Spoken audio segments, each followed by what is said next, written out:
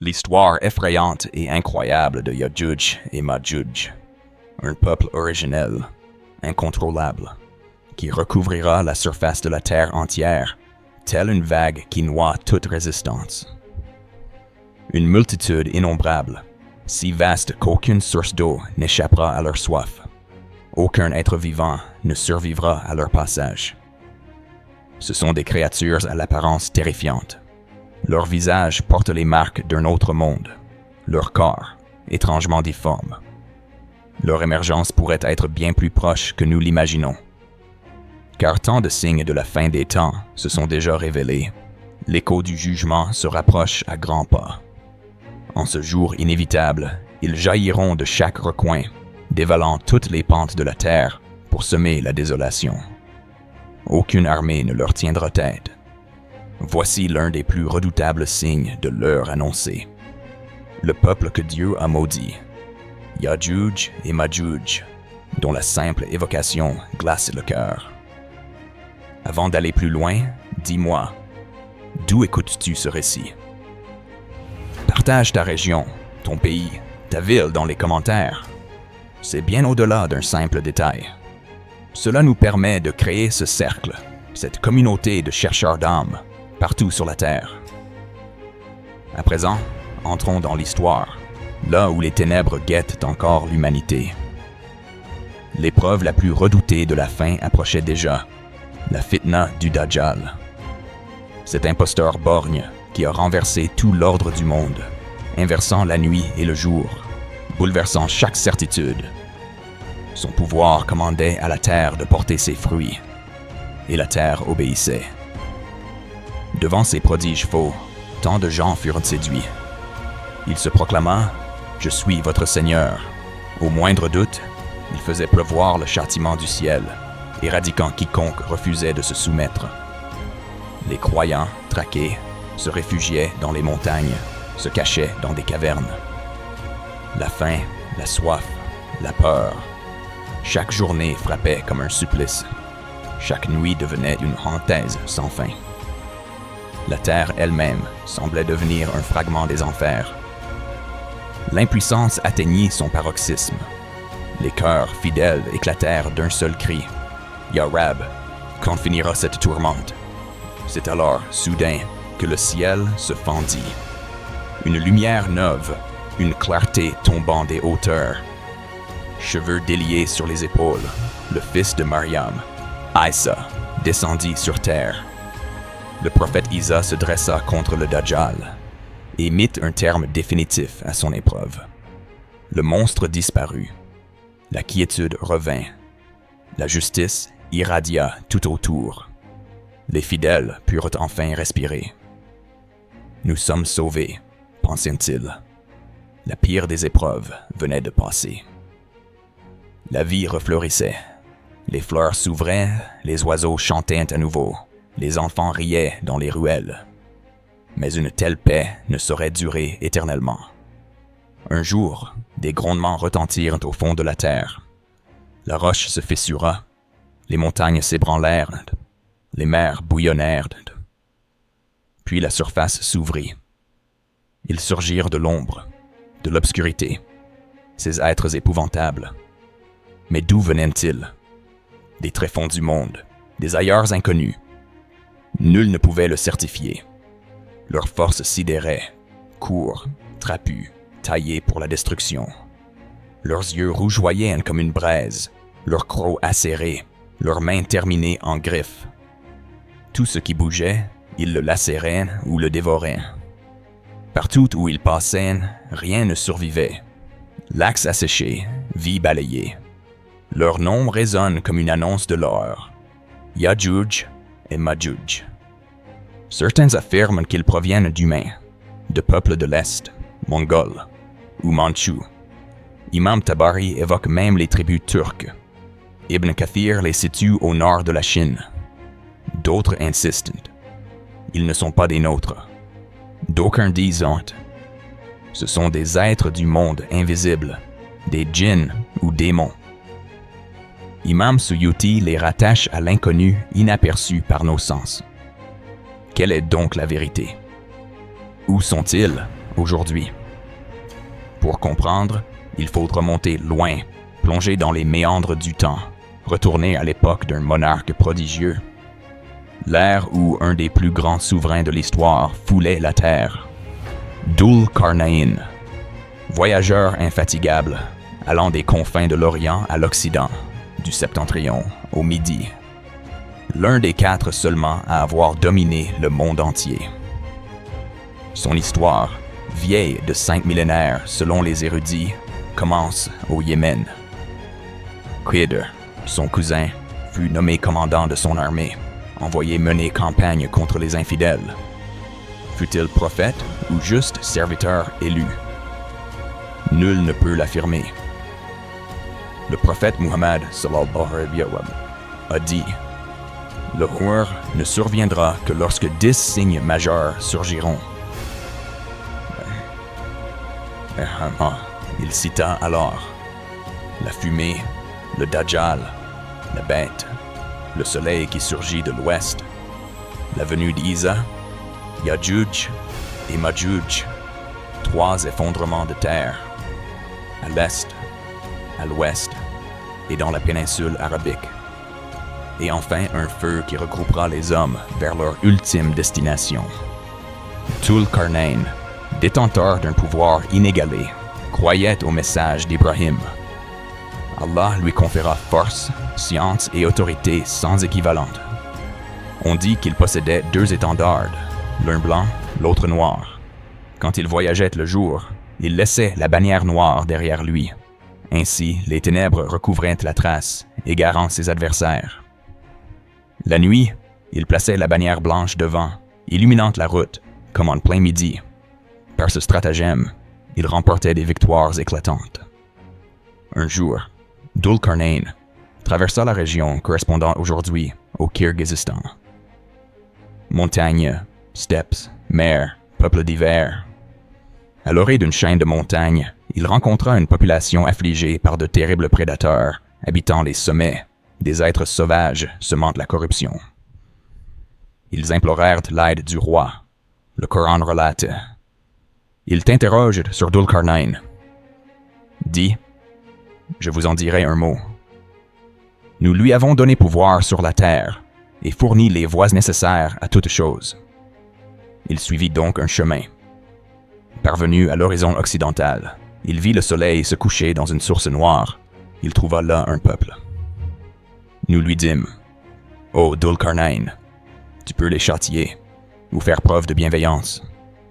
Dhul Qarnayn répondit: celui qui persiste dans l'infidélité sera puni, puis ramené vers son Seigneur, qui le châtiera plus encore. Quant à celui qui a cru et accompli le bien, il recevra la meilleure récompense. Après quelque temps, il poursuivit sa route, atteignant l'endroit où l'aube se lève. Il trouva là-bas un peuple sans abri face au soleil. Ainsi, Allah l'informa de tout ce qu'il possédait, de tout ce qu'il accomplissait. Encore une fois, il se remit en marche. Entre 2 montagnes, il croisa un peuple presque incapable de comprendre, ayant enduré de grands préjudices par des êtres monstrueux, Yajuj et Majuj. Eux-mêmes les avaient vus, créatures d'apparence humaine sans l'être, ni bêtes, ni gens. Le peuple supplia: bâtis pour nous une barrière, protège-nous de leur violence. Ces peuples, dévoyés, infidèles, corrompant la terre, continueront de nuire jusqu'à la fin des temps. Dhul Qarnayn réfléchit, puis reçut l'inspiration divine. Apportez-moi du fer, ordonna-t-il. Allumez un feu. Il refusa tout paiement. Ce que mon Seigneur m'a accordé surpasse vos biens. Aidez-moi de votre force, rien d'autre. On empila les blocs de fer, puis l'on fit couler le cuivre fondu entre chaque strate. Le rempart s'éleva, majestueux, effleurant presque le firmament. Tous coopérèrent, chacun contribua à l'ouvrage. Quand l'œuvre fut achevée, il n'y avait plus ni passage ni faille. Le mur, infranchissable, maintenait Yajuj et Majuj enfermés dans un autre plan. Dul-Qarnayn alors déclara: « Voici une grâce venant de mon Seigneur. Toutefois, lorsque viendra l'ordre, cette muraille cédera. » Mais ce n'était pas la fin.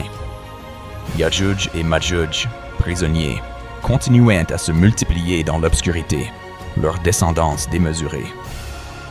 Un secret terrifiant. Pas un ne mourrait sans laisser derrière lui une multitude d'enfants, parfois 1000, sinon davantage, ce nombre étant peut-être symbolique dans la langue sacrée.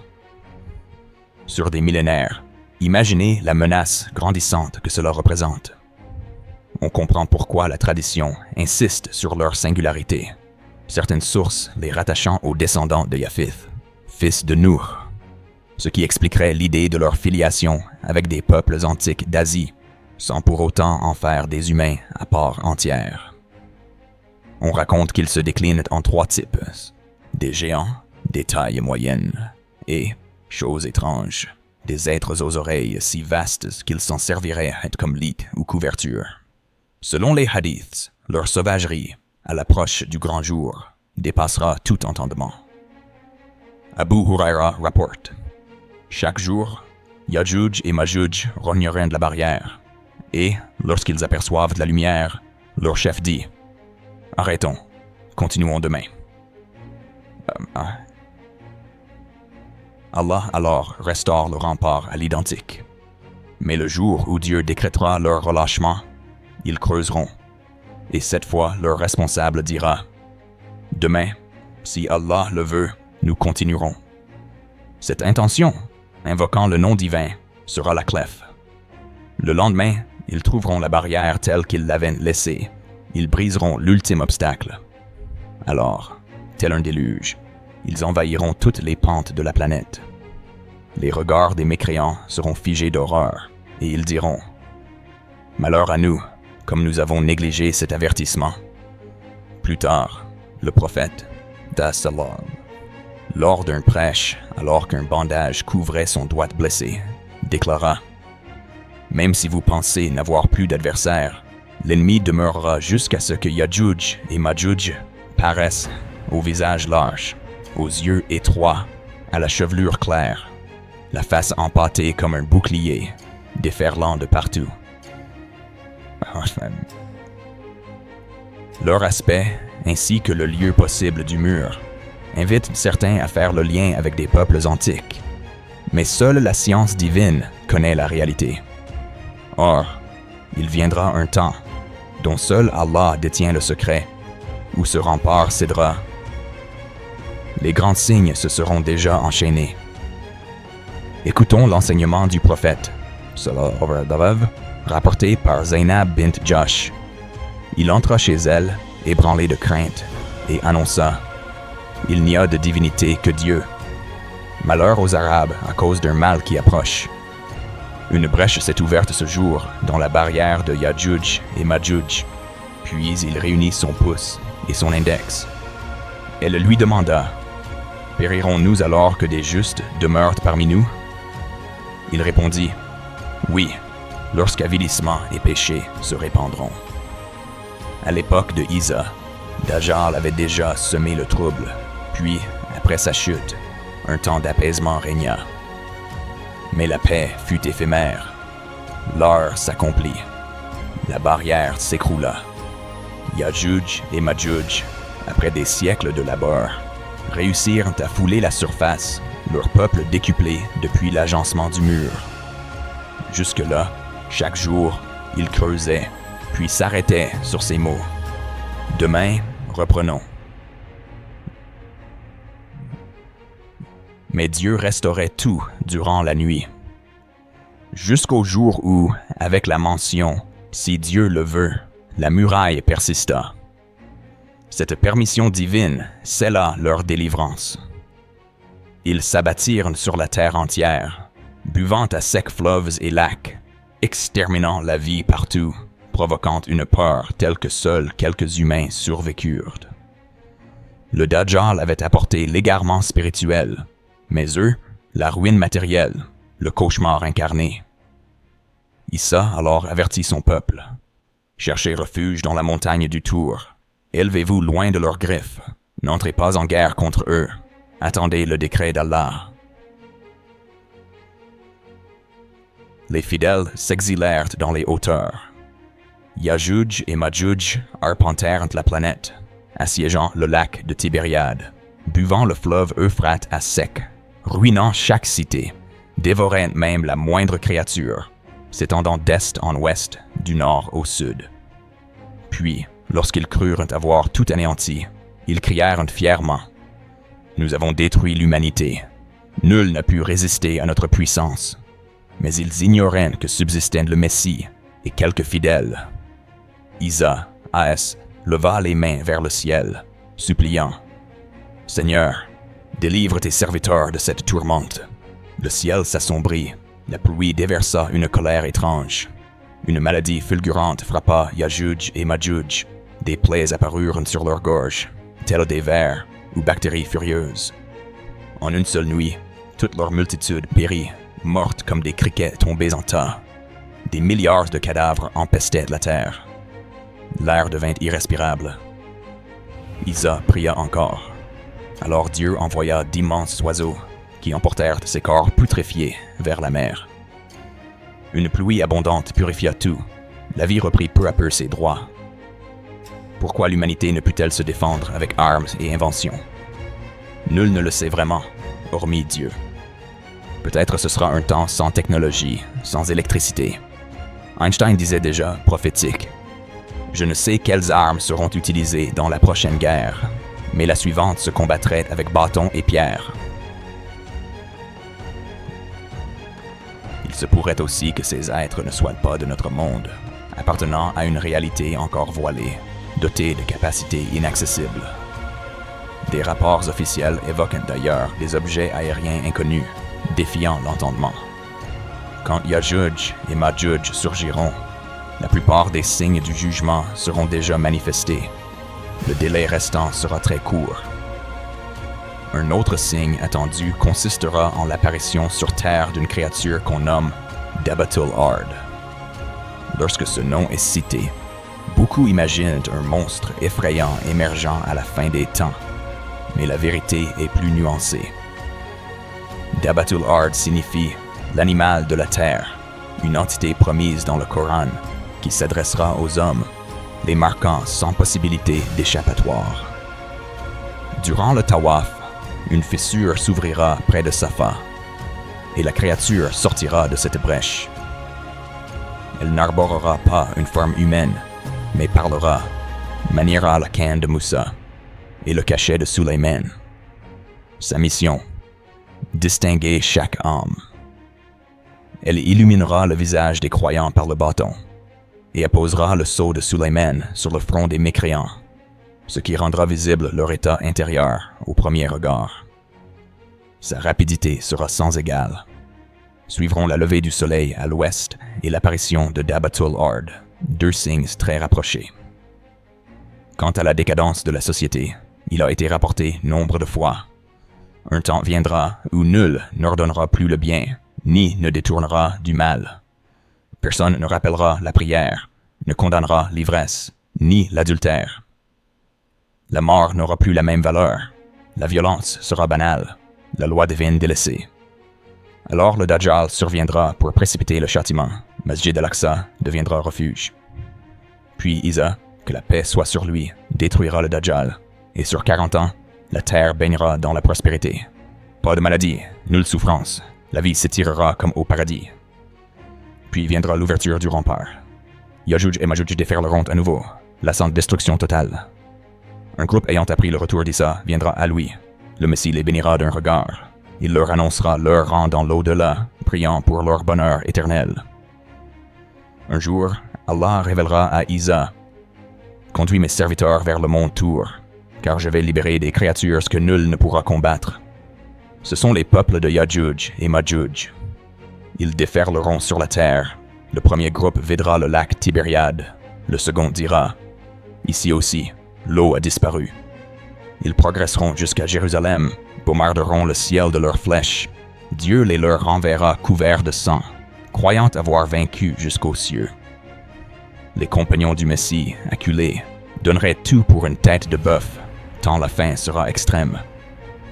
À force de prière de Isa, Dieu enverra sur Ya'juj et Ma'juj un fléau mortel. Ils s'effondreront d'un seul coup, tels des âmes expirées ensemble. La terre en sera encombrée. Un croyant courageux se portera volontaire pour inspecter le champ de ruines. Persuadé d'y laisser la vie, il reviendra proclamer la bonne nouvelle. Ô musulmans, réjouissez-vous. Allah a anéanti votre ennemi. Les survivants quitteront alors leur refuge, les animaux seront sortis de leur retrait, et même eux deviendront plus gras à consommer ce qui reste des cadavres. Les insectes boiront leur sang. Issa redescendra du mont Tour pour adorer Allah, mais la terre sera encore encombrée par tant de reste. Alors, ils imploreront une nouvelle miséricorde. Une brise légère emportera l'âme de chaque croyant. Ne subsisteront alors plus que les pires, qui s'abandonneront à la turpitude sans retenue, et sur eux, leur ultime éclatera. Il fut rapporté que lors du voyage nocturne, le prophète tenta d'inviter Ya'juj et Ma'juj à la foi. Seuls quelques-uns crurent, la majorité restait insensible à tout message. Certains hadiths rapportent que même après ces événements, la Kaaba sera visitée pour le pèlerinage. Le mur de Dhul-Qarnayn restera invisible, car Allah, quand il veut voiler une chose, nul ne peut la dévoiler. Quand la sourate Al-Masad fut révélée, la femme d'Abu Lahab, Jamil, furieuse d'y être condamnée, prend une lourde pierre, entre dans le haram. Le prophète, assise avec Abu Bakr et Umar, n'est pas reconnu par elle. Malgré leur inquiétude, il affirme qu'elle ne le verra pas. Effectivement, les anges rendirent sa présence inaperçue à ses yeux. Ce rappel met en lumière le sens du voile divin. Comme nous ne voyons ni djinn ni ange, il n'est pas surprenant que Dieu dissimule aussi le mur et Ya'juj et Ma'juj à notre perception. On dit que Dhul-Qarnayn tomba en martyr, frappé au temple pour avoir prêché l'unicité, inhumé peut-être près de la région de Mecca. Quand la terre tremblera sous le choc de l'ultime séisme, quand l'ordre du Seigneur descendra, l'enfer sera tiré vers la surface. L'homme se rappellera alors soudain ce qu'il a accompli. Mais à ce moment, cet éveil sera bien tardif. Ceux-là diront, « Si seulement j'avais prévu quelque chose pour ma vraie vie. » Car nul ne peut châtier comme Allah châtie, nul ne lit comme il lit. Ô toi, âme rassasiée, retourne vers ton Seigneur, satisfaite, agréée, entre parmi mes serviteurs élus, et entre dans mon paradis. Si ce récit t'a apporté réflexion, éclaire aussi d'autres chercheurs. Offre ton soutien par ton abonnement, ton commentaire, partage cet appel, car c'est de vos cœurs que naît la lumière qui se propage. D'ici la prochaine rencontre, qu'Allah te préserve.